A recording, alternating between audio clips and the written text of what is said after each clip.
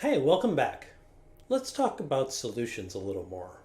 Much like the saying, if you're a hammer, you go around looking for nails. As designers, it's natural for one to think that the solution to a problem needs to be something that we can hold, touch, or interact with directly. The vast majority of the time, this is what we're working towards. Some sort of tangible solution. Normally, this is a response to one of the 3 problem categories that I mentioned in the problem identification video. To refresh, these categories are cycling, improvement, and discovery.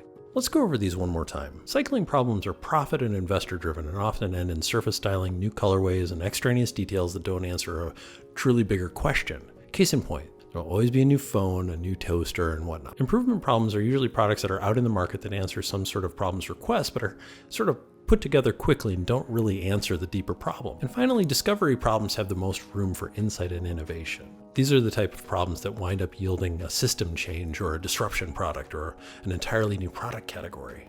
That's the problem side of the equation though. What about the solution side? Well, here at Concord Design, we break this into 2 distinct categories: symptomatic and causation design. Most everything you see around you has been designed by humans, probably about 90%. It's a direct result of symptomatic design. This is where planned obsolescence comes from, and usually where cycling and improvement problems come from. This isn't necessarily a bad thing, but as resources on this planet begin to dwindle, there's going to have to be some other ways to get from A to B without having the problem be a tangible thing. Causation design is an attempt to reframe the problem in a way that looks at the why behind the problem.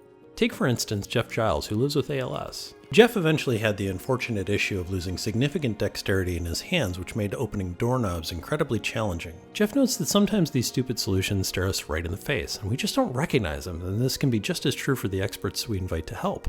I even had a conversation with one of them about this issue, and they handed me a strip of no-slip plastic that I'd have to carry around and place on the door and then turn the doorknob. Jeff just put a rubber band on the doorknob and that was that. By distilling the problem of having a lack of dexterity to open doors to the action of turning the doorknob, Jeff noticed he could focus on increasing the friction needed to open the door instead of needing to buy something. He solved it by changing the context of the problem from a noun, the thing he had to buy, into a verb, the thing he had to do. He enabled his situation with an elegant solution. Another example I like to frame is what I call the car cliff.